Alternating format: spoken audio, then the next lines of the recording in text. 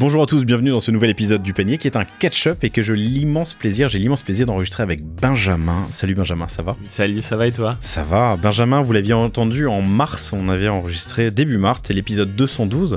Benjamin est le cofondateur de Inga, inga.eco, inga.eco, que je te laisserai présenter dans une seconde. Je le fais avec mes mots, mais c'est des éponges, des serviettes, des essuie-tout qui sont nettoyables, que vous pouvez nettoyer. Je peux dire comme ça. C'est ça. Et donc, c'est durable et c'est beaucoup mieux que de les jeter ou d'avoir des éponges dégueulasses parce qu'on les jette pas assez souvent, mais tu nous expliqueras ça tout à l'heure.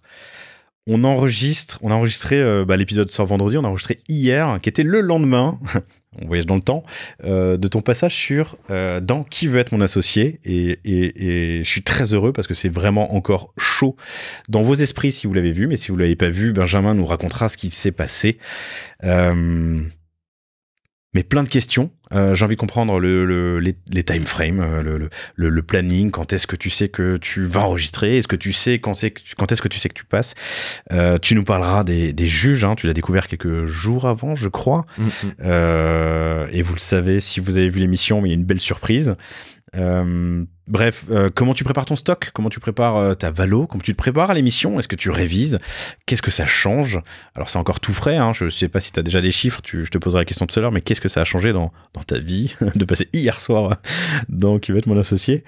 Bref, hyper intéressant parce que c'est encore tout chaud et je sais que c'est un sujet qui vous intéresse, chères auditrices, chers auditeurs. Cet épisode est filmé, retrouvez-le sur YouTube.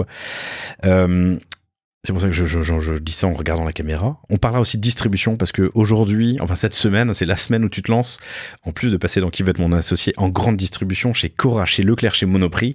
C'est pas une coïncidence, hein, c'est, je pense, parfait parce que c'est un gros push. Non, je te laisse pas parler, t'as vu ? Je vois que tu prends ta respiration, tu mimes. Et on fera un petit tour par ta levée de fonds qui a aussi lieu depuis l'enregistrement. Bref, c'est une sacrée année pour vous. Grosse année. Ouais. C'est cool. Mais c'est intéressant, avant qu'on commence... On a commencé. Oui, mais avant qu'on rentre dans toutes les questions, c'est un truc, je pense qu'on est beaucoup d'entrepreneurs à avoir. C'est quand on nous demande sincèrement comment on trouve que ça va, au fond, nous, on n'est jamais satisfait. Jamais. Et en fait, quand tu prends du recul et que tu regardes tout ce que tu as fait les 12 derniers mois, et que tu te rends compte que tu as rempli tous les objectifs principaux, là, tu dis, bon, en fait, je pourrais être quand même satisfait, mais tu l'es quand même pas. Mais en tous les cas, ouais, belle année parce qu'on a rempli tous nos objectifs. Sur une année qui était compliquée, parce que 2023, c'était pour beaucoup de commerçants et commerçants la galère. Il y a beaucoup de personnes, en tout cas que je reçois, qui me disent être flat versus 2022, c'était déjà une victoire. Toi, je sais que tu as fait de la croissance, c'était une belle première année, pleine. Sachant que notre site, on l'avait lancé mi-décembre 2022, ouais, c'est ça, c'était facile d'aller chercher la croissance. On avait fait la belle campagne Ulule, mais non, belle année et on est content et je suis fier des équipes, puisque c'est avant tout grâce aux équipes. C'était le sujet qu'on avait abordé dans cet épisode, le 212, hein, si vous voulez aller l'écouter ensuite. C'était ton lancement, parce que tu étais encore tout jeune, et surtout ta campagne Ulule qui était à l'époque, et elle est encore peut-être, je sais plus, mais non, tu t'es fait doubler. La campagne la plus financée de l'histoire d'Ulule. Ouais, à l'époque, on était dépassé. Je crois que c'est l'Uni qui a refait un produit. Sur le Walkman. Ouais. Enfin, il me semble que c'est l'Uni ou une boîte dans le genre. Désolé si c'en est une autre, mais oui, on s'est fait dépasser. Pour ceux qui n'ont pas vu l'émission hier soir ou qui n'ont pas écouté le catch-up, le premier épisode il y a un an, Benjamin, est-ce que tu peux me présenter Inga ? Ouais. Alors, Inga, c'est une marque d'éponges et essuie-tout lavables, réutilisables, ultra efficaces. Notre but, c'est de vendre à monsieur et madame tout le monde. Donc, pour vendre ces produits à monsieur et madame tout le monde, on s'est donné la mission de donner envie de passer du jetable au durable. Et en se donnant cette mission de donner envie de passer du jetable au durable, on se demande comment tu donnes envie à tout le monde d'utiliser des éponges lavables, des essuie-tout lavables. Un objet du quotidien que tout le monde a chez soi, et en plusieurs tout exemplaires. Tout le monde jette. Tu vois, toi, par exemple, tu jettes tous les combien ton éponge ? Je saurais même pas te répondre, mais je sais pas, tous les mois et demi, et encore. Voilà, alors que selon les industriels et surtout les scientifiques, tu es censé jeter chaque semaine ton éponge. Nous, notre éponge, elle est lavable, donc tu la laves toutes les semaines et ça dure au moins 1 an. Ça, c'est l'exemple de l'éponge. Mais pour revenir à la question de comment tu donnes envie à monsieur et madame tout le monde de passer à des produits durables, il faut se poser les questions de qu'est-ce qu'ils attendent au quotidien. Ils veulent des produits efficaces et des produits économiques. Et tout part là-dessus. Et nous, notre produit est économique parce que si tu l'achètes qu'une fois par an, tu fais beaucoup d'économies par rapport au jetable. Donc bien pour ton porte-monnaie, bien pour l'environnement. Et bien pour ta santé, en vrai aussi. Ça, et l'efficacité. Parce qu'en fait, il faut pas oublier qu'un produit ménager, le premier truc que tu attends d'un produit ménager, c'est qu'il soit efficace. Et souvent, je pense que les gens peuvent faire fausse route quand ils se disent tiens, je vais faire un business durable, et ils vont beaucoup trop être omnubilés par tout l'aspect écologique du produit. Mais si ton produit il est hyper écologique, mais qui marche mal, ou pas bien, ou qui dure pas longtemps dans le temps, en fait, tu passes à côté du vrai sujet. Et le vrai sujet, c'est de convaincre les gens et les accompagner dans une transition durable.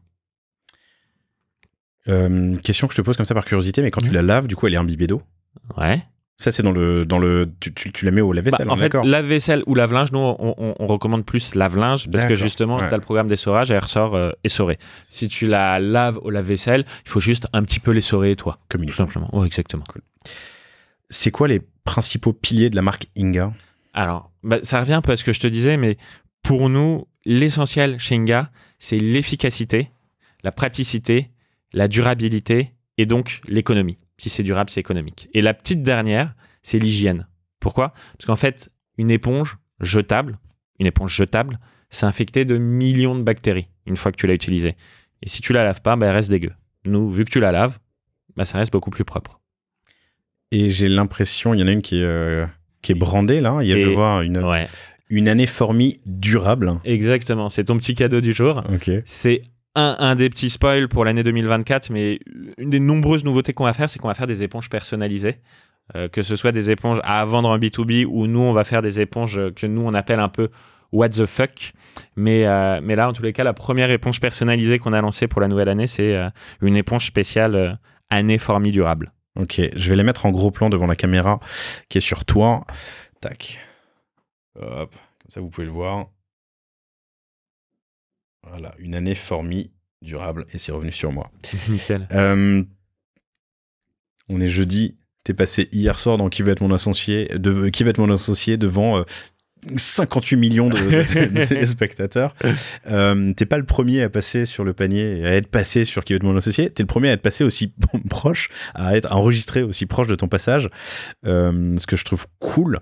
On va faire comme si, je pense pas que tout le monde l'ait vu, bien que dans un monde idéal ce serait le cas. Donc tu pourras nous raconter peut-être en détail. Déjà juste à froid là, ça va ? En fait, toi, t'as enregistré surtout il y a quelques mois, mais là, t'es passé hier soir. Mais c'est ça qui est marrant d'ailleurs, parce que t'enregistres des mois avant, tu sais ce qui s'est passé, mais t'as quand même un peu une sorte de stress, parce que déjà, tu découvres le montage, normalement qui honore et respecte ce qui s'est passé, mais quand même, t'as quand même ce stress. Non, mais t'as quoi, 1 heure d'enregistrement pour 5 minutes de passage, un truc comme ça allez, 45 minutes pour 15 minutes, mais il y a quand même 30 minutes qui passent pas. Il y a tout ce qui se passe en coulisses, parce qu'on fait des trucs rigolos aussi en coulisses. Et je spoil pas ceux qui n'ont pas regardé, mais on a fait des trucs très drôles en coulisses. Et puis, il y a la perception des gens.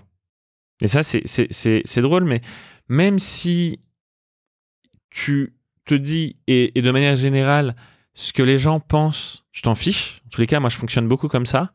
Là, quand même, quand tu passes devant des millions de téléspectateurs et que tu te prends des vents, même si tu t'y attendais un petit peu, on en reparlera, malgré tout, c'est presque ça qui te fait le plus mal que les vents que tu t'es pris en soi. Parce que beaucoup de gens se disent « Oh, le pauvre !» Et c'est vrai, quand j'ai reçu des messages de gens qui me disent « Oh, je suis désolé. » Ouais, exactement, ça va, c'est pas trop dur. Et donc ça, c'est assez drôle parce que oui, ça va très bien, parce que on a kiffé l'expérience, c'était chambé l'avant, le pendant, l'après, et là, ce qu'on vit depuis 24 heures, c'est fou. Pareil, je pense qu'on y reviendra, mais non, c'est que du kiff. Cool. On a dû attendre que l'émission soit diffusée pour se parler. T'as un NDA de ouf, non ? Ouais. Ouais. NDA, pardon, Non-Disclosure Agreement, c'est un accord de confidentialité. Ouais, de confidentialité. Il y a beaucoup de choses, ce que je comprends, mais qu'on n'a pas le droit de... avant, déjà, nous, on doit attendre beaucoup de temps, ils veulent garder le secret. Et puis c'est vrai que moi, je vois, rien que nous, Inga, avant l'émission, le nombre de commentaires de haters sur nos ads ou même nos posts organiques qu'on se prend. Donc, quand tu es une grosse chaîne comme M6, je comprends que tu fasses attention à tout parce qu'un rien peut devenir une montagne, quoi. Là, je crois que tu nous en as peut-être un exemple. Le time frame, c'est quoi ? Comment ça se passe ? T'as enregistré il y a combien de temps ? Tu veux que je te raconte tout ? Raconte-moi, ouais. Ok. En gros, Avec toujours en perspective, vous, chers auditrices, chers auditeurs qui nous écoutez, quelqu'un qui pourrait espérer y passer un jour et le conseil que tu peux lui donner, tu vois. Mais bon, voilà, raconte-moi tout. Ouais, alors, moi j'ai un directeur marketing qui voulait qu'on fasse l'émission. À côté de ça, moi, je voulais faire une levée de fonds. Donc, on voulait aller avoir des investisseurs, entre guillemets, renommés. Donc, on s'est dit, bon, allez, on va tout faire pour passer à l'émission. Donc, en mai, on a fait un faux tournage de Qui veut être mon associé. C'est-à-dire qu'on a pris un appart, on a essayé de reconstituer un peu un plateau. On a pris 4 personnes à qui on a mis les masques du jury pour faire un peu quelque chose de rigolo. Et moi, j'ai pitché. J'ai fait comme si je faisais mon vrai pitch. Et j'ai envoyé la vidéo à toutes les personnes que je trouvais sur LinkedIn liées à Qui veut être mon associé. Et là, il y en a une formidable, Dorothée, qui est un peu notre ange gardien pour moi dans l'émission, qui nous a sélectionnés. Et donc, que tu as trouvé sur LinkedIn. Exactement, parmi les 8-9 personnes que j'ai trouvées sur LinkedIn. Et donc, mais tu as candidaté officiellement aussi, parce que je crois qu'on peut candidater en ligne. Mais ouais, on a tout fait. Il faut se donner le maximum de chance. On est passé par la porte, la fenêtre, la cave, partout. Et donc, tu échanges avec cette personne qui analyse et pour voir si elle a envie de te pousser ou pas auprès de la directrice de casting. Je reviendrai sur nous comment ça s'est passé, mais une fois que tu es validé par la directrice de casting, tu dois être validé par la prod, puis par la chaîne. Ça, c'est en beaucoup d'étapes. Nous, malheureusement, en juin, on apprend que la directrice de casting ne veut pas nous proposer parce qu'elle trouve que les éponges, c'est pas assez intéressant. Et donc, Dorothée est désolée, mais elle me dit, bon, ça le fera pas. Mince. Bon. On passe l'été, on passe à autre chose. Ça, c'est les canaux officiels ou c'est sur LinkedIn ou par mail? Enfin, je veux dire, elle te dit officiellement. Ouais, elle m'appelle parce que je l'ai beaucoup au téléphone. Je l'ai tous les jours presque au téléphone parce que nous, on est dans l'expectative. Elle nous pose des questions sur plein de choses parce que c'est une vraie analyse qu'ils font vraiment. Il faut une vraie analyse sur l'histoire de la boîte, passé, futur, sur la capitalisation, sur tout ça. Quel est le poids dans cette analyse de ta capacité à bien présenter versus ton business? Moi, je pense que un super business de quelqu'un qui est pas tout. Je pense que c'est vraiment un tout. Et c'est ça qui est hyper compliqué pour eux. Je pense qu'on sous-estime parce qu'il faut que ce soit une boîte qui soit intéressante pour les membres du jury. Il faut que ce soit malgré tout quelque chose qui soit compréhensible pour les téléspectateurs. Oui, la cybersécurité sur quelque chose. C'est ça. Non, mais vraiment, c'est compliqué. Et là où c'est encore plus compliqué, c'est que tu vas sélectionner une 50aine, 60aine de boîtes, mais il faut créer tout un truc qui fait qu'à chaque émission, tu auras des trucs différents. Et donc, il faut avoir des choses qui intéressent les téléspectateurs et quelque chose qui intéresse le jury et qui se complètent sans trop te répéter. Avoir des petites boîtes, des grosses boîtes. Il faut avoir des boîtes qui ont un storytelling qui va t'émouvoir. Et tu vois ce que je veux dire? Sans être non plus, j'imagine, en concurrence avec les boîtes du jury. Ça peut être, potentiellement. J'imagine mal un vélo électrique passer dans, tu vois. Ouais, c'est. Mais donc, moi, c'est ce que j'imagine. Mais franchement, c'est un vrai casse-tête, je pense, de vraiment tout sélectionner. Mais donc, c'est très très long les sélections et nous, c'est non. Et début septembre, pour l'anecdote, parce que c'est marrant dans le visuel et ce que je raconte est vrai, je suis sur un lit d'hôpital, rien de grave, mais quand même sur un lit d'hôpital, je trouve pour la scène, c'est encore plus drôle, on va dire. Je reçois un coup de téléphone de Dorothée. Dorothée qui m'appelle et qui me dit dis-moi, t'as toujours envie de faire l'émission? Je lui dis ouais, bien sûr. Et il me dit écoute, en fait, il y a une boîte qui s'est désistée hier. Et pendant l'été, la sœur de la directrice de casting lui a parlé d'Inga en disant qu'elle adorait votre marque et que vous devriez trop passer à l'émission. Du coup, la directrice de casting est chaude pour te présenter demain au producteur. Je fais vas-y, banco. Moi, je suis quand même un peu dans mon lit d'hôpital, un peu dans le mal. J'avais déjà été chaudé 2 mois avant, donc je m'enflamme, mais pas du tout. Le lendemain, texto de Dorothée, la prod a adoré votre vidéo, on vous présente demain à M6. Le lendemain, rebelote. Texto de Dorothée, M6 a adoré la vidéo, c'est bon, vous êtes pris. Là, je commence à me chauffer un petit peu et tout, et je lui dis juste, petite question, c'est quand le tournage ? On me dit, le tournage commence la semaine prochaine et finit le, je crois, 20 octobre. Et je lui dis, ok, alors par contre, moi, je dois me faire opérer le 12 octobre, donc il faut absolument que je passe avant. Là, silence radio pendant 1 heure, et 1 heure plus tard, je reçois, 3 petits points. Et là, je me dis, merde. Exactement. Tu passes dans 6 jours. Et là, je fais wow. Putain, préparation. 6 jours pour coaching. Tout préparer. Okay. Mais en fait, j'ai trop kiffé parce que ça te donne un défi. Tu vois ce que je veux dire? ça te donne un défi de ouf où tu te dis, Oui, ok, sur ton en fait, lit tout le d'hôpital, monde... t'as ton défi, quoi. Heureusement, je sortais ce jour-là de l'hôpital, mais ouais, un défi de ouf de te dire, bah, j'ai 6 jours pour faire ce que les autres ont 2 mois à faire. La vidéo dont tu parles depuis tout à l'heure, qu'ils ont kiffé à la prod chez M6, c'est la vidéo que vous aviez faite? Exactement. Ok. La vidéo qu'on avait faite justement en mai pour le casting. T'as eu d'autres étapes? T'as eu des entretiens? T'as eu une vidéo à faire face cam? J'en sais rien. T'as eu non, un non, PP mais, envoyé? non, mais C'est quoi beaucoup d'échanges avec toute l'équipe de casting. Ok. Et vraiment, j'y reviendrai, Viens-y. mais incroyable équipe de prod. Vraiment. Une équipe, que ce soit Dorothée pour la partie casting, j'ai pas rencontré les autres, la directrice de casting, même si elle a pas voulu de moi au début, les producteurs, l'équipe technique, incroyable, vraiment. Ok. Et donc, les échanges portent sur ton business. Et j'imagine qu'il y a des documents envoyés, je sais pas, des... Ouais, il y a tout un fichier à remplir qui est hyper long. Et puis après, c'est beaucoup d'échanges avec la personne qui nous caste. Et en fait, la personne qui nous caste, c'est elle qui nous représente et c'est elle qui doit un peu convaincre les autres équipes de vous faire passer. Ok. 6 jours. Qu'est-ce que tu fais de tes 6 jours? 6 jours, on s'est mis dans un tunnel avec mon directeur marketing où on a écrit le script. L'avantage, c'est qu'on l'avait déjà un peu fait, mine de rien. Et on a répété. On s'est entraîné à faire les questions-réponses. On a imaginé les questions-réponses. Là où ils sont sympas à la prod, c'est qu'ils nous envoient quelques anciennes émissions. Parce qu'on peut pas les retrouver facilement sur Internet, les anciennes émissions.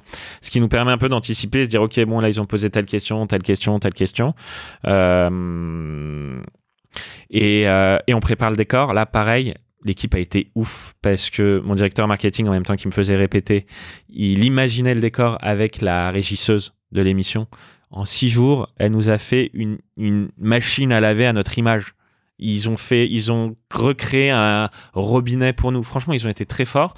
Et donc, pendant 6 jours, on donne tout. L'équipe de prod donne tout. Et puis, au final, tout était prêt, calé. Mais en tous les cas, nous, un tunnel pour tout préparer, tout imaginer, tout concevoir. Mais ce qui est cool, c'est qu'en fait, ça retombe pas. Et t'es prêt, et l'adrénaline, elle retombe le lendemain de ton passage, quoi. Okay. On en parle souvent entre e-commerçants, commerçants, retailers, entre ici sur le panier. Qu'est-ce qui était différent quand t'es arrivé et que t'avais vécu ton expérience? Qu'est-ce qui c'est différent par rapport à ce que t'avais prévu ou imaginé ou qu'on t'avait dit? Je te pose la question différemment. À quoi tu ne t'attendais pas? Franchement, déjà, j'ai pas eu le temps de m'attendre à quelque chose, d'imaginer. Je suis désolé, je réponds pas bien. Je réponds. Mais ce qui était différent, c'est que ça va très vite. Ça va beaucoup plus vite que ce que je pouvais imaginer. Beaucoup, beaucoup plus vite. T'as l'impression que ça passe en 5 minutes sur le plateau alors que c'est 45 minutes. Ouais, c'est ça en fait. C'est ça. T'arrives, il est 7h du mat. On te dit tu vas tourner à 9h30. Au final, il y a un peu de retard. Tu tournes à 10h. T'as l'impression qu'il se passait 10 minutes. Donc c'est vraiment la vitesse à laquelle ça va.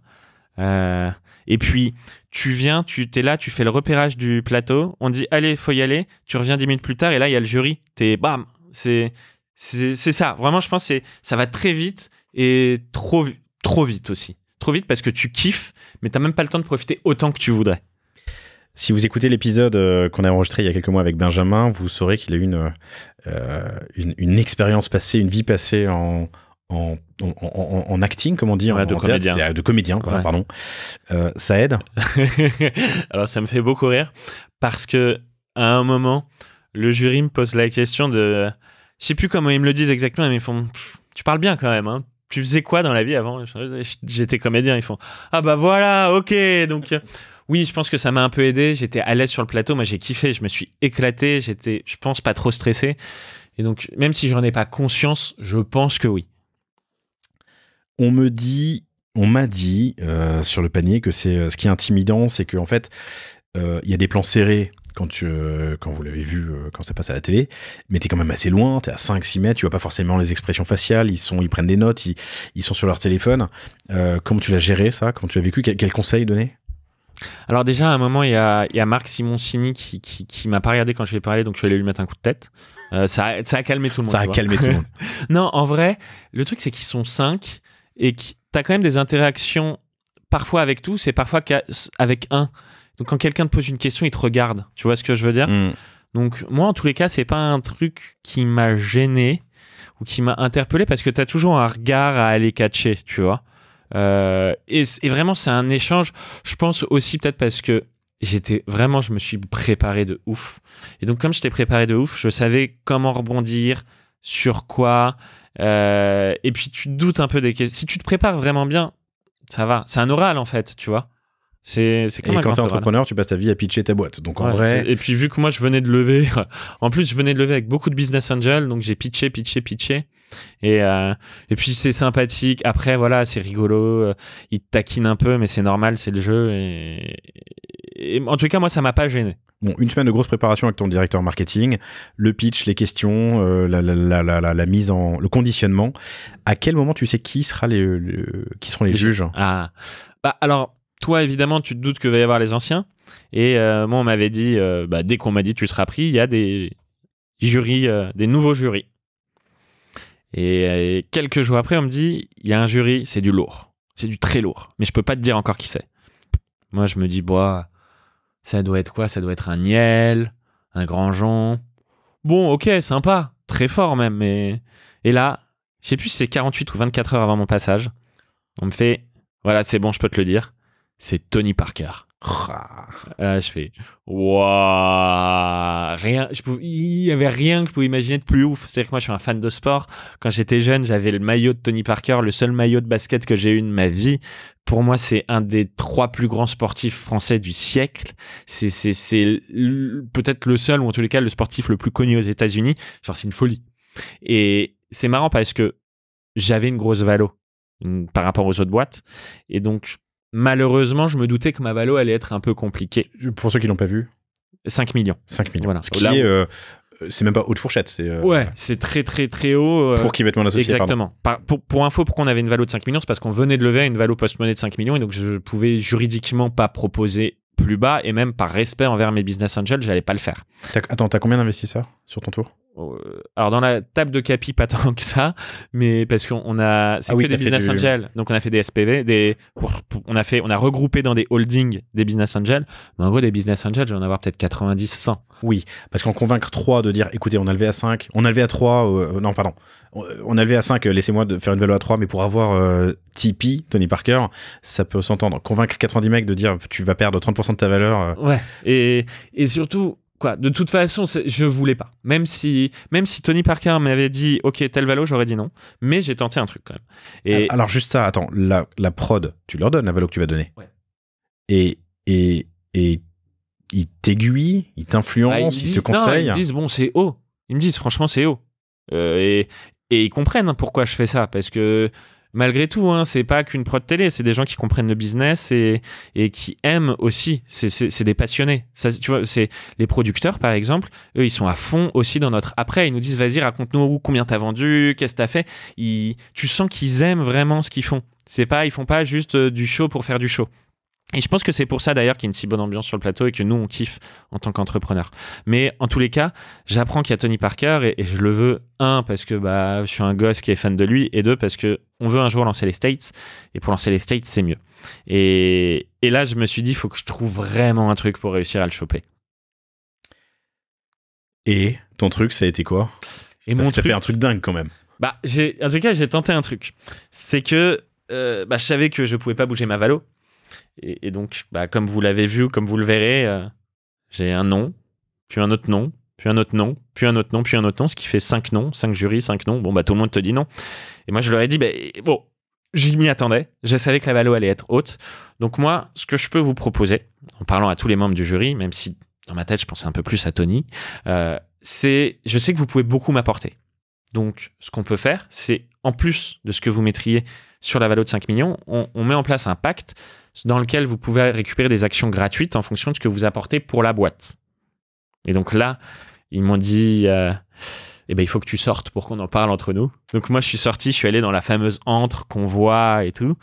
Ils m'ont fait revenir et ils m'ont dit merci, mais non merci quand même.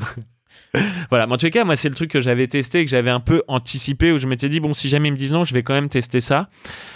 En vérité, je le voulais vraiment pour Tony. Je me pose encore la question de est-ce que j'aurais dû regarder Tony et dire Tony, si tu veux, je te propose ça ou pas par rapport aux autres membres du jury, parce que malgré tout, je sais qu'un Anthony ou une Kelly aurait pu beaucoup nous apporter aussi. Maintenant, Tony, il t'ouvre les US et on va pas le lâcher d'ailleurs, Tony. Tony, si tu nous entends, je vais continuer à venir te chercher pour que tu investisses chez nous. Mais ouais, c'est... Surtout qu'il s'est passé 3 mois depuis... Pardon, 2 mois depuis le tournage, enfin 2 mois et demi, t'as tourné quand ? On a tourné en septembre. Bon voilà, 3 mois depuis le tournage, faut créer du lien. T'as pas accès aux investisseurs ? Non. Enfin, non. Sauf à moins 2, mais... Non, aucun. Non, mais sauf si toi, tu as le mail de Tony ou le numéro de Tony, tu me le donneras. Tony, non, mais il y en a d'autres, ça peut se trouver.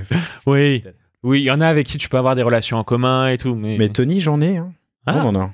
Bon, on en parle. On en parle. Des contacts en commun. Mais d'ailleurs, je crois que je peux le dire parce qu'ils sont passés sur le panier et il le dit sur le panier. Le nom de la startup ne me revient pas, je reviendrai. Mais je te dirai, c'est une marketplace de produits sportifs dont l'un des investisseurs, c'est Tony. Tipeee.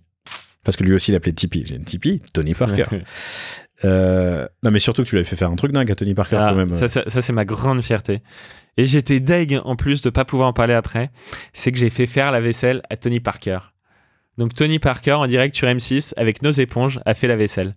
Et ça, c'était assez ouf. Et c'était très drôle parce qu'en plus, ce qui s'est passé, c'est je demande au jury qui veut faire la vaisselle et je sais plus comment ça se passe, mais en gros, Tony, il se dévoue en disant qu'il ne fait jamais la vaisselle. On le taquine un peu avec les autres membres du jury. Là, il arrive pour faire la vaisselle et je le vois, il est vraiment à fond dedans, mais il frotte doucement, mais très doucement. Moi, je vois ça, je me dis, oh putain, merde, en fait, il va même pas frotter assez fort et les saletés vont pas partir. Et je me dis, mais c'est horrible si les caméras elles montrent le truc et que les gens ils se disent, ça marche pas. Et du coup, moi, je sais plus comment je le sors, mais en gros, je dis, Tony, allez, vas-y, de l'énergie, c'était pas comme ça sur les terrains de basket ou un truc dans le genre. Genre, limite, je le vanne un peu, mais sans vouloir, juste en disant, s'il te plaît, parce que tu vas me niquer toute ma boîte, quoi, là, à montrer que mes éponges elles marchent pas, alors qu'elles marchent très bien. Et au final, malgré le fait qu'il frottait doucement, ça a très bien marché. Mais ça, c'était très, très drôle ce moment. Et après, je me suis dit, putain, je suis un fou, moi, comment je vanne Tony Parker devant des caméras, mais très très très drôle comme moment. J'espère que, enfin, j'ose pas imaginer ce que ferait Boku si Boku passait avec mon associé. J'y pense là tout de suite. Dans quel ordre de passage tu es passé? Dans quel ordre tu es passé? Pardon, tu sais, j'imagine que c'est... Au moment où c'était enregistré. Sur quelques jours, ils enregistrent les combien? 60? Nous, on est passé le deuxième jour. Ok. Et on était la deuxième de la journée. Ok. Voilà. Après, le reste, je sais pas. Ouais, mais ok. Tu choisis pas. Non. Et Dorothée, tu peux lui faire des fleurs pour être... Tu dis oui et amen à tout. Non, mais j'imagine que de passer le premier... Je sais pas s'il y a une règle. En fait, je me dis, est-ce que si ton jury, parce que le jury change d'un jour à l'autre, ou d'une matinée à l'autre, ou d'un... Je sais, je saurais pas, de jour à l'autre, c'est sûr. Je sais pas si sur une même journée, ils peuvent changer ou pas. Parce que j'imagine que le mec a investi 3 fois de suite, ça fait un peu chier d'investir la 4e, qui se freine. Ou alors peut-être l'inverse, tu vois, il met du temps à se chauffer. Je me demande dans quelle mesure l'ordre de passage a un impact sur ton... On s'est posé la question aussi. Nous aussi, on s'est posé la question, si on était passé dans les derniers, est-ce qu'ils auraient plus investi ou pas? Maintenant, on refera pas l'histoire. Donc, les juges, c'était... Alors moi, j'ai eu Anthony Bourbon, Kelly Massol, Éric Larchevêque, Marc Simoncini, et Tony Parker. Et franchement, c'était chambé, parce que chacun a sa personnalité, ils sont authentiques, ils sont bienveillants, ils te vannent, mais ça fait partie du jeu. Mais franchement, ils sont assez bienveillants, sans être bullshit. Et ça, j'ai trouvé ça assez... vraiment, vraiment top. Okay. Je sais pas si c'est moi qui ai eu de la chance, si je suis passé un bon jour, je sais pas ce que disent les autres, mais moi j'ai trouvé ça assez exceptionnel. Alors que je me suis pris 5 vents. Ouais, bah, j'allais venir, on te dit non, comment on te le dit est-ce que tu vois, à la télé, on voit les 10 secondes de je sais pas, ou machin, ça dure combien de temps? Comment toi tu réagis quand tu le vis? Non, mais ils expliquent, chacun explique. Après, c'est vrai que ça prend du temps, donc parfois tu as envie de dire, bon, allez, vas-y, viens, l'essentiel. Moi, le nom que j'ai préféré, c'est celui d'Éric Larchevêque, parce qu'en fait, à un moment, ils me posent une question, tous, un peu marketing, et en gros, je leur réponds de manière très marketée en 4 points. Je fais 1, 2, ceci, 3, cela, 4, cela. Et du coup, 15 minutes plus tard, moment où ils font le verdict, Eric il me regarde, il dit bon bah je vais te dire non et je vais te le faire en 4 points. J'ai trouvé ça très très drôle. Marc c'est en mode son côté un peu blasé, clair quoi. Moi les éponges ça m'intéresse pas et je m'en fous. Anthony le côté mec échaudé par le B2C. En gros, bah, je sais à quel point le B2C c'est dur, j'ai plus trop envie d'en faire, mais il m'a dit un truc très sympa. Il m'a dit clairement, s'il y a une personne au monde qui peut faire de l'oseille avec des éponges, c'est toi. Donc c'est bien, ça fait vraiment... Écoute, c'est vraiment la meuf, tu sais, qui te fait écoute, je veux pas te pécho, mais t'es vraiment trop beau. C'est pas toi, c'est moi. Tu vois, exactement. Et Kelly. Kelly, je crois qu'il y avait vraiment le sujet du CAC, mais tu vois, c'est vraiment expliqué de manière. Elle connaît ce business. Coût d'acquisition. Exactement. Coût d'acquisition qu'elle trouve trop élevé, crainte qu'il n'y ait pas assez de repeat. Et ça, on y reviendra, mais ma grosse erreur, c'est de les avoir orientés sur le fait qu'on était DNVB, alors que pour moi, on est omnicanal, voire même plus retail. Et Tony Parker, il y avait beaucoup le sujet de la valo et qui se sentait loin un peu de cet univers. Et c'est vrai que ça, c'est un autre truc, mais c'est. Malgré tout, et moi je reviens toujours à ce fondamental, c'est on est une boîte d'éponges. On est des vendeurs d'éponges. Et au final, c'est pas un business qui vend du rêve. Mais nous, on arrive, et en tout cas, c'est ce qu'on essaye de faire, c'est de vendre du rêve avec des éponges. C'est assez beau ça, tu l'aurais utilisé ce passage. Hein. T'as vu ? Si on faisait un montage, tu pourrais finir sur ça. Vendre du rêve avec des éponges, effacer le passé. Effacer le... Oh, bon, j'arrête. Tony, pardon, il t'a dit quoi ? Pourquoi il t'a dit non ? Tony, c'est loin, et même si j'ai revu l'émission, tu sais, avec l'adrénaline et tout, mais Tony, il y a le côté, il se sent loin de ce business, et puis le nombre de parts. En fait, pour eux, c'est important d'avoir plus de parts. Nous, vu qu'on avait une très grosse valo, on propose 5% pour 250 000 €. Et je sais qu'au début, en tous les cas, Tony Parker cherchait plus à avoir des 20%, 30% des boîtes pour pouvoir s'investir dedans. Parce que ce qui revient beaucoup, c'est moi, pour 5%, je ne me sens pas investi, et si je vais dans une boîte, c'est pour être investi dedans. Ok. Toi, tu te sens comment à ce moment-là ?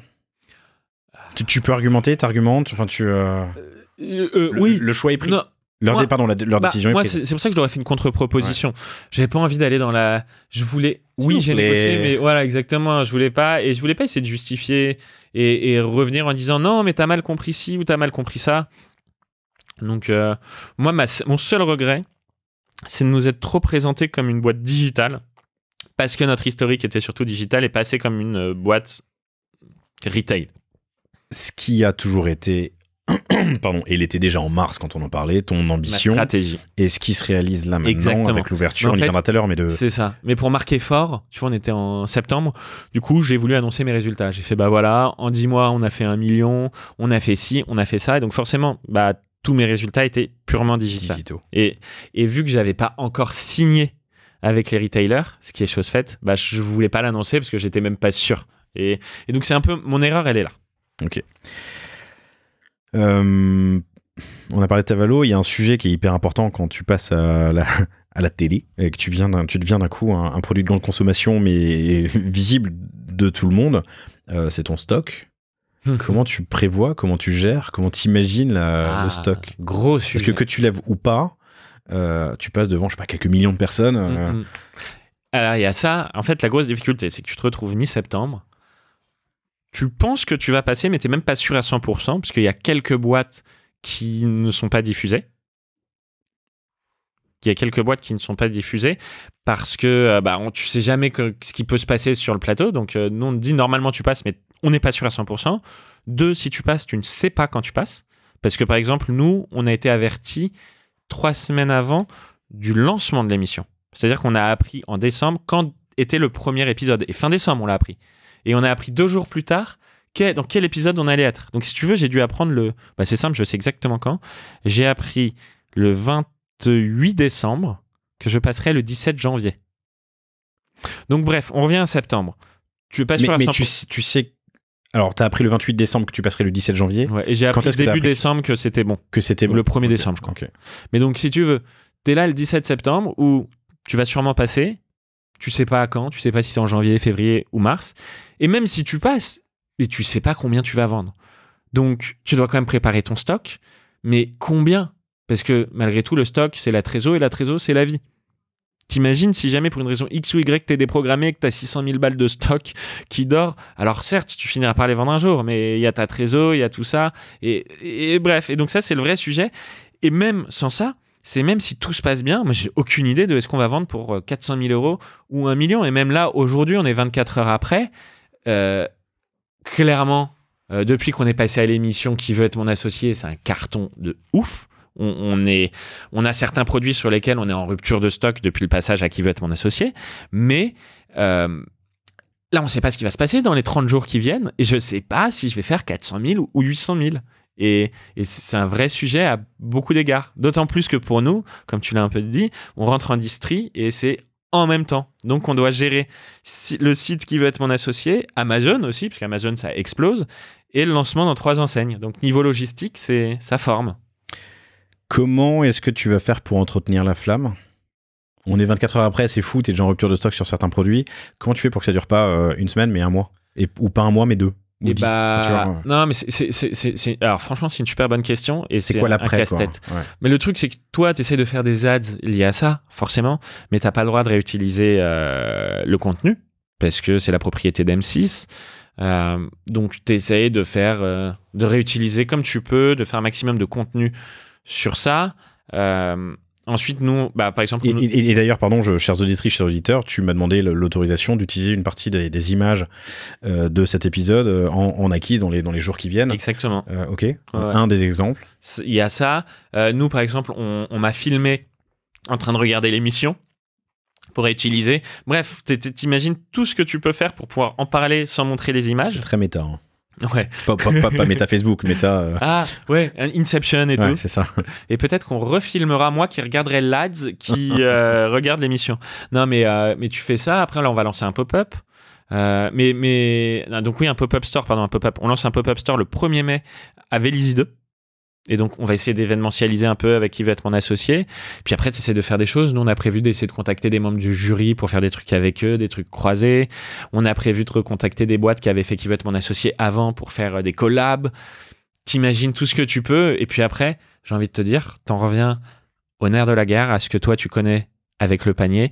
C'est tu testes et tu vois ce qui marche. Mais je pense que tu as dû l'entendre 150 fois, au moins ce que je vais te dire, mais pour 10 tentatives, 10 tests ou 10 vidéos, il y en a 7 qui partent à la poubelle. Mais c'est, au final, c'est un événement comme un autre événement, beaucoup plus gros, beaucoup plus lourd, mais tu le gères comme n'importe quel autre événement, je pense, dans l'après. Unbottled, je pense à eux parce qu'on en avait parlé, mais ils ont explosé, même sans lever, sur qui va être mon associé, mais ils ont explosé ensuite parce que t'as un produit de grande consommation, tu passes à une heure de grande audience, enfin, c'est le match parfait, quoi. T'as une bonne gueule et une belle histoire. Ah, mais c'est une chance incroyable. Et en plus du fait que ils ont été extraordinaires et l'équipe de prod, tu leur es reconnaissant. Ils t'offrent un tremplin pour ta boîte qui est incroyable. Alors même si tu te prends 5 vents en public, tu as vu le mec, on dirait le mec rageux et tout. Non, mais voilà, c'est incroyable, vraiment. Et puis, ce qui est intéressant, c'est qu'aussi, tu te confrontes vraiment au grand public. Parce que tu te confrontes au grand public et pas comme toi, tu l'as choisi, parce que c'est pas toi qui te monte. Tu vois ce que je veux dire ? Et t'es pas maître de l'histoire. Exactement. Quoi. Mais c'est intéressant. Du narratif, ok, c'est intéressant. Tout le monde ne passe pas, hein, on l'a déjà dit. Et puis j'ai reçu, chers auditrices, chers auditeurs, vous pouvez écouter We Are Jolie, par exemple, qui a enregistré, mais qui n'est pas passé qu'ils n'ont pas diffusé. Donc jusqu'au bout, et même la veille d'ailleurs, tu sais pas encore. Mais moi je suis un parano et un stressé, donc jusqu'à la veille, jusqu'à l'heure avant, je me dis et si jamais ça. Donc ouais, et après ça dépend des natures. Et puis même, c'est drôle parce qu'après tu te dis mais en combienième je vais passer. Déjà on a eu la chance d'être dans le premier épisode. Apparemment c'est le meilleur audimat le premier épisode, mais après déjà t'es trop content et puis ensuite tu dis mais combienième je vais passer, parce que si je passe à tel mot combien c'est pas bien, et puis j'aimerais bien passer à voir le passage pub, parce que s'il y a le passage pub les gens ils restent plus longtemps sur mon site et ceci et cela, et c'est marrant, mais il y a un vrai côté qui revient au drame de l'entrepreneur, parce que je pense que quand t'es entrepreneur t'es jamais content, je le disais tout à l'heure en tout début d'épisode, parce que tu veux toujours plus et tu te satisfais jamais de ce que t'as, et c'est drôle, mais il y avait vraiment ce côté où parfois je me disais putain mais je suis vraiment un connard, c'est-à-dire que on m'aurait dit il y a 8 mois je vais passer à qui veut être mon associé, et en plus au premier épisode c'est extraordinaire, et là je me prends la tête 24 heures avant parce que j'ai envie d'être au bon positionnement dans l'émission, tu vois. Je crois que tu as même eu une frayeur quelques jours avant sur un résultat Google ou LinkedIn, je sais plus. Exactement. Erroné. Ouais, en fait, 2 semaines avant, il s'est passé un truc de ouf. C'est-à-dire que quand tu tapais mon prénom et mon nom sur Google, il ressortait mon lien LinkedIn avec marqué donc sur Google Benjamin Beer, CEO et fondateur de Fruitgeez, qui veut être mon associé saison 3. Et ça... C'est drôle, mais c'est la production qui m'a averti de ça. On est à la saison 4, là. Ouais, nous, exactement, la saison 4. Et donc, ils m'ont demandé quel était mon lien avec Fruitgeez. Je leur ai dit, mais c'est un bug de ouf. Mais ce bug m'a fait vraiment flipper parce que je me suis dit, ça se trouve, si jamais j'arrive pas à régler ce bug, ils vont pas vouloir me passer ou ils vont peut-être me décaler. Ou... Je me suis peut-être monté la tête tout seul. Mais en tous les cas, pendant 48 heures, je me suis battu avec Google et LinkedIn pour qu'ils je règle ce bug. Mais t'imagines le hasard. Il suffisait d'aller sur Papers aussi. Mais bon, oui. Eux, j'imagine, se protègent de tout. Et non, je pense que l'un des conseils que tu dis là entre les lignes, c'est entre le moment où tu filmes et le moment où tu passes, putain, faut se tenir à carreau. Mais je pense qu'il y a ça. Et puis l'autre truc, en fait, moi je les comprends parce que je me mets à leur place. Je me dis, si jamais il y a des téléspectateurs, tu sais comment c'est, quoi. Ce que je disais tout à l'heure, les haters, ils sont tellement faciles. Téléspectateurs qui voient que le mec, en fait, il a un rapport avec une boîte qui est passée l'an dernier, ils peuvent se dire, c'est truqué comme émission. Tu vois ce que je veux dire? Donc moi, je les comprends. Et en fait, j'ai eu ce raisonnement parce que je me suis dit, à leur place, je me laisserai pas passer. Parce que je me dis... Louche. Ouais, tu vois ce que je veux dire? Et alors, vraiment, la probabilité, c'était pas de bol pour moi. Heureusement, au bout de 48 heures, les algos sont repassés, les scripts sont repassés. Je ne comprends même pas comment c'était possible. Mais ouais, jusqu'au dernier moment, la frayeur. Et puis même, pendant que tu passes, tu dis, faut que mon site y tienne, faut pas que ça crache, faut pas que j'ai un problème sur Stripe, faut pas que j'ai un problème sur Shopify. Comment tu t'es préparé? Et ben alors ça, c'est Christophe, mon associé qui gère le site. Je dois saluer Christophe qui a beaucoup travaillé ces dernières semaines. On avait une roadmap depuis 1 mois et demi où on s'était dit, avec tout un cahier des charges, avec plein de trucs, on s'était dit, bon, dans le pire des cas, on passe le 17 janvier. Donc on avait tout mis pour le 17 janvier en se disant, bon, la probabilité elle est quand même plus forte pour qu'on passe en février vu qu'il y a plus d'émissions. Donc on s'était dit, bon, il faut au mieux qu'on soit prêt le 17 janvier. Bah, c'est ce qu'il fallait. Donc on a tout finalisé le jour même. Mais non, il a beaucoup bossé. Et ouais, c'est tout a été millimétré. Attends, je reviens juste sur le planning. Début décembre, tu sais que tu connais la première date, la date de la première émission? Non, la date de première émission, je la connais fin décembre. Je sais plus quel jour, mais je crois que genre début décembre, tu sais que tu passes. Ouais, début décembre, je sais que je passe. D'où les 6 semaines. Okay. Exactement. Donc, je commence à mettre des choses en marche. J'avais des choses que j'avais déjà mis en marche avant, mais tu as des choses que tu mets pas tant que ça en marche non plus.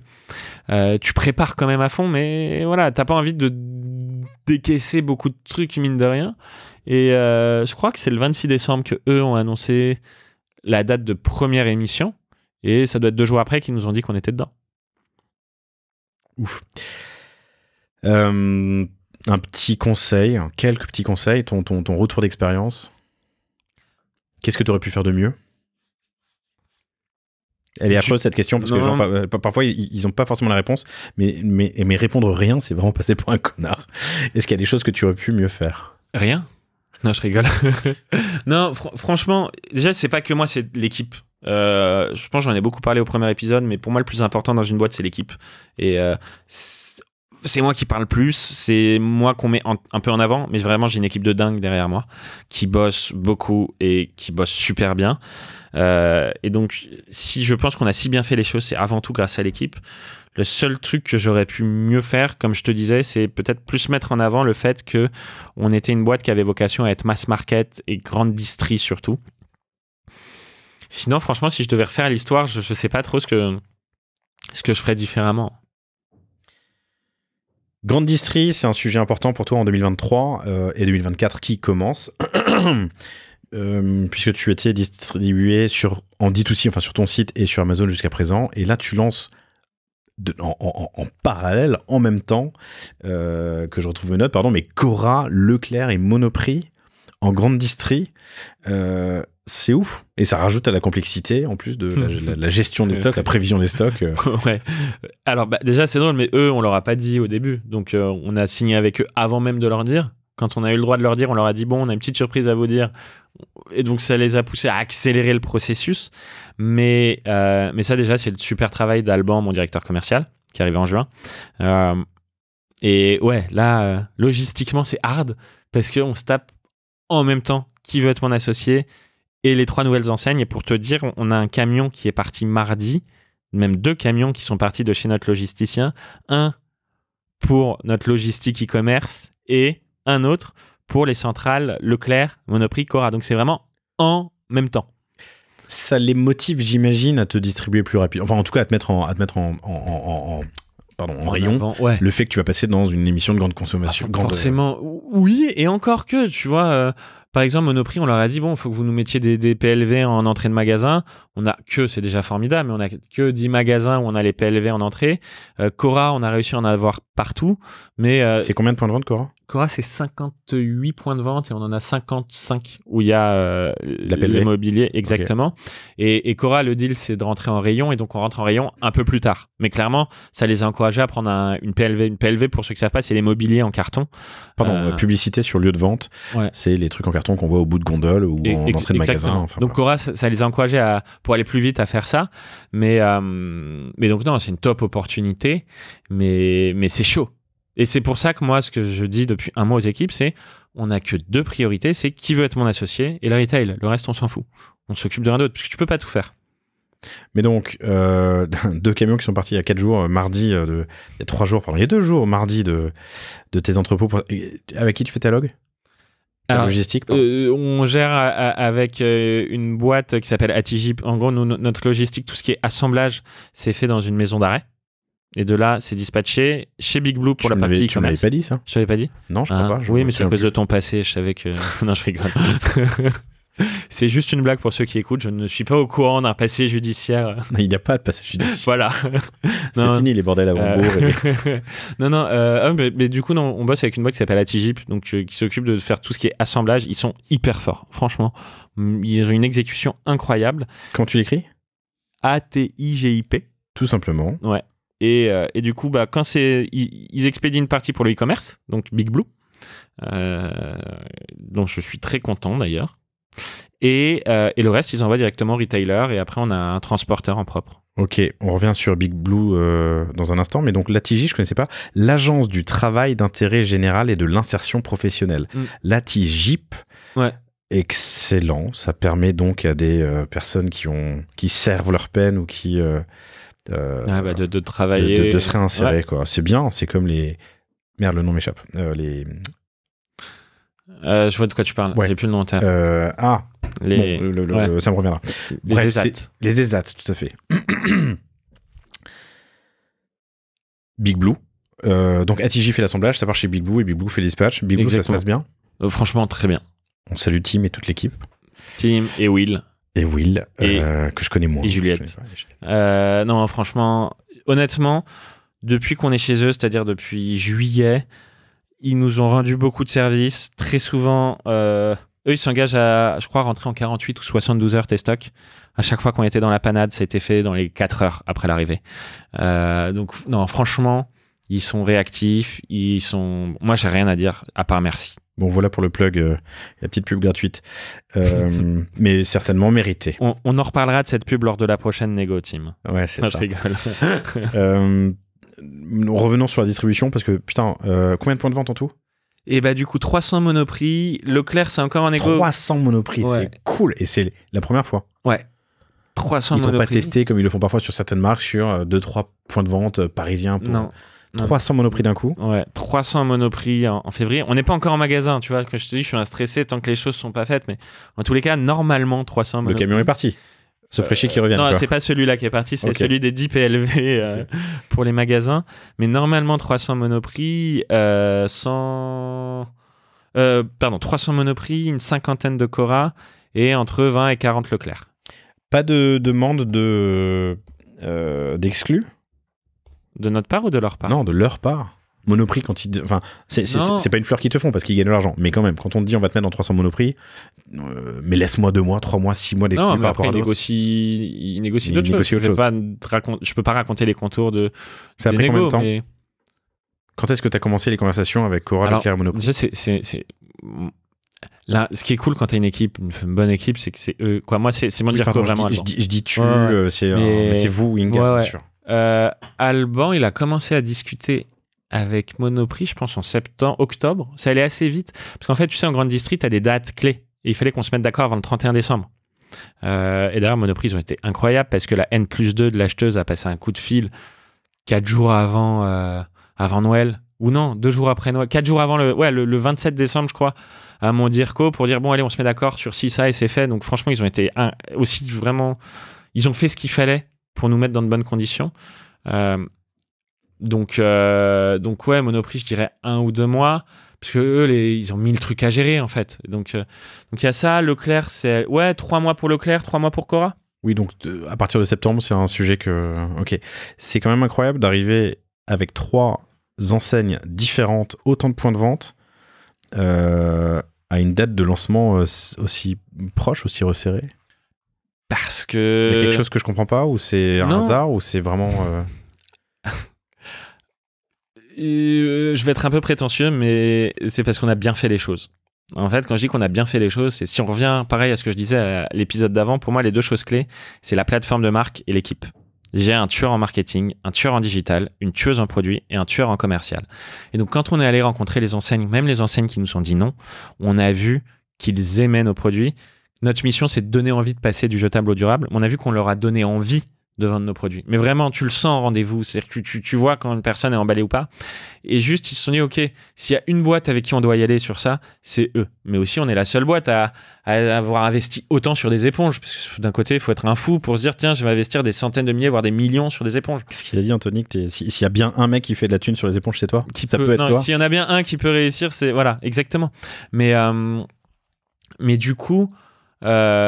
c'est juste que je pense qu'on a on a fait la bonne partition, qu'ils se sont rendus compte et on leur a donné envie de tester le truc, quoi. Et j'insiste, et c'est pas du bullshit et c'est pas pour le flatter, mais j'ai un directeur de commercial incroyable. J'ai mis 8 mois à le recruter. Cet épisode est prévu depuis quelques jours, on en a parlé. Tu m'as dit, je pourrais pas te donner les détails avant, c'est pour ça qu'on enregistre après. Mais à partir de quand tu peux communiquer sur le fait que tu passes? Je crois 1 semaine avant. Normalement, on a le droit à 7 jours avant. Et moi, j'ai commencé à teaser 5 jours avant. Et j'ai annoncé 2 jours avant. Donc, j'ai annoncé lundi sur LinkedIn. Et sur ton site. Et on a annoncé sur notre site lundi. On a annoncé à notre base mail dimanche. Ok. Newsletter. Ouais. Voilà. Tu connais les newsletters du dimanche. J'imagine que beaucoup de personnes en ont parlé dans le panier. Pas mal. Je reviens sur la distri parce que c'est ça l'enjeu. Donc j'allais dire ton apprentissage, mais l'apprentissage de ton équipe et j'ai oublié son nom. Alban. Ou les conseils que tu peux donner. En fait, tu vois, Alban, il est arrivé le 1er juin. Il a mis 1 mois à tout casser dans la boîte pour tout reconstruire pour être prêt pour le retail. Donc déjà, avoir un expert en retail, c'est un métier qui s'apprend pas. C'est un métier qui s'apprend. C'est un métier qui ne s'invente pas. C'est un métier qui s'apprend et qui se comprend. Donc Alban, il a cassé pas mal de choses pour qu'on soit prêt pour le retail. Et ensuite, pour moi, on n'a rien gagné encore. On a franchi la première étape, mais le plus dur, et c'est ça qu'il faut jamais oublier, c'est avoir les rotations. Donc les rotations en retail, c'est-à-dire vendre et repasser, que le retailer te repasse des commandes et vendre et repasser des commandes. Parce que c'est ça qui compte. En fait, on est très content des accords qu'on a, on est très content de rentrer. Mais bon, s'ils mettent 4 mois à écouler les stocks, ils vont nous dire, écoutez, c'était très sympa comme expérience, mais ciao. Et c'est pas ça qu'on veut. Si on rentre en retail, c'est pour durer sur le long terme. Et pour moi, le plus important, c'est les 3 mois qui arrivent. C'est vendre au conso final. Parce que la vérité, c'est celle du consommateur final. En vrai, c'est difficile de convaincre un acheteur, mais c'est un acheteur, une personne. L'enjeu derrière, c'est de convaincre des milliers de personnes en magasin en 7 secondes. Parce que la durée de réflexion d'une personne dans un rayon ménager, c'est 7 secondes. Et c'est ça tout l'enjeu. Il y a un enjeu important aussi, on en parle dans les épisodes de retail que j'enregistre avec Michael Weiss de Shapeart, c'est l'enjeu trésor, parce que tu as une première commande, là on compte donc 400 points de vente, donc je sais pas, 100 produits ou 200 ou 1000 produits, non peut-être pas par point de vente, c'est du stock à créer et de la trésor à avancer, qui en plus ne sera pas, enfin il faut remplir les étagères. Ensuite tu as de la rotation, tu en as parlé, c'est important, mais c'est des commandes qui sont en général beaucoup moins importantes, sauf si ça marche très bien, je te le souhaite. Mais tu as un enjeu trésor et prévision aussi qui est important et sur lequel il ne faut pas se planter. Et c'est pour ça qu'on a des anges de business, ou plus classiquement dit des business angels. Mais c'est vrai que c'est là aussi où avoir levé des fonds, ça aide. On a fait aussi du non dilutif. Donc, non dilutif, c'est-à-dire on a eu de la dette, avec une super boîte d'ailleurs, je peux me permettre de la citer. Bien sûr. Avec Start to Scale. Tu t'es pas fait chier pour Big Blue, donc. Start to Scale. Start to Scale. Ok. C'est simple, les mecs, historiquement, j'ai fait 2 levées de fonds. À chaque fois, ils m'ont annoncé, on va te chercher X. Ils sont à chaque fois allés me chercher plus que X. Donc, moi, j'aime bien quand on me bullshit pas. Mais clairement... Attends, mais ils montent le financement ou c'est leur sous? Non. Ils montent le financement, ils vont voir les banques à tes côtés. Ils préparent tout le dossier et ils contactent avec toi ou pour toi les banques. Ok. Et du coup, on a une relativement grosse trésor. J'avoue que ma trésor aujourd'hui est beaucoup plus faible que normalement dans 4-6 semaines, c'est-à-dire entre quand Stripe me fera un virement après les premières ventes qui va être mon associé et quand les retailers me feront un virement, mais beaucoup de trésor, une grosse trésor pour prévoir à fond le stock. Ok. Tu te fais accompagner sur le mass market? Donc sur la logistique? Non, mais même sur la préparation, tu t'es fait coacher, tu parles à des gens, tu parles à d'autres entrepreneurs, ou c'est Alban qui... mon équipe. En fait, tu vois, c'est marrant, mais on est dans un programme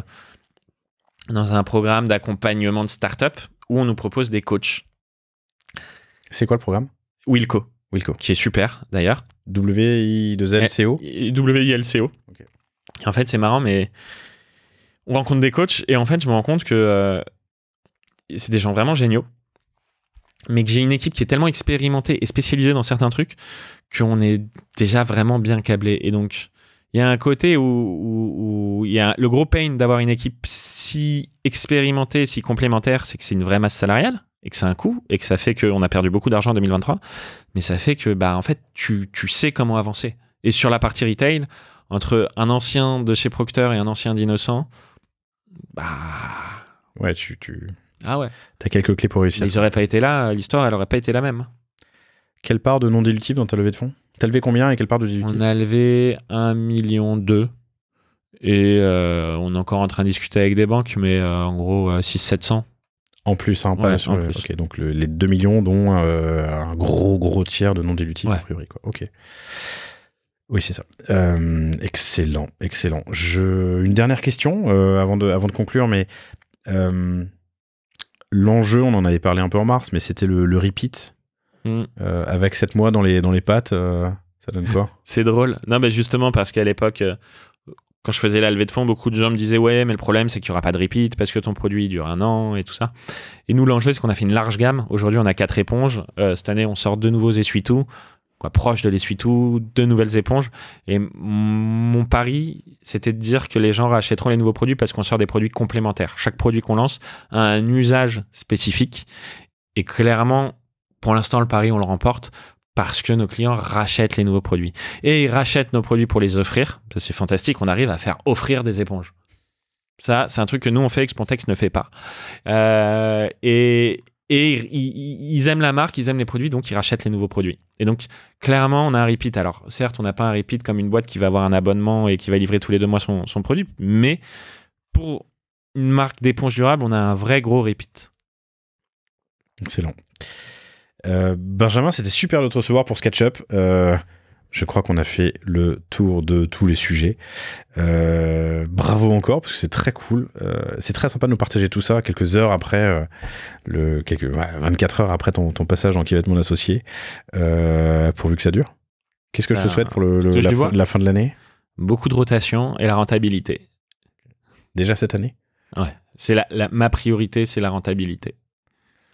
L'international, c'est pour quand et ça commence comment? Sur Amazon, c'est déjà le cas, mais le vrai international, si tout se passe comme on veut cette année... Tipeee aux US. Tipeee, si tu nous entends. Tony. Voilà. Tony, les US, si tu viens, c'est l'année prochaine. Non, et sinon, plus sérieusement, l'Allemagne l'an prochain, si tout se passe comme prévu en France cette année. Cool. Benjamin Beer, BIR sur LinkedIn si vous voulez prolonger la conversation. Et puis évidemment, allez... voir les produits et commander des produits sur inga.eco, inga.eco. C'était cool, merci. Merci à toi, c'était super, comme d'hab. Et merci à toi, merci à vous toutes et tous, et je vous dis à bientôt pour un nouvel épisode.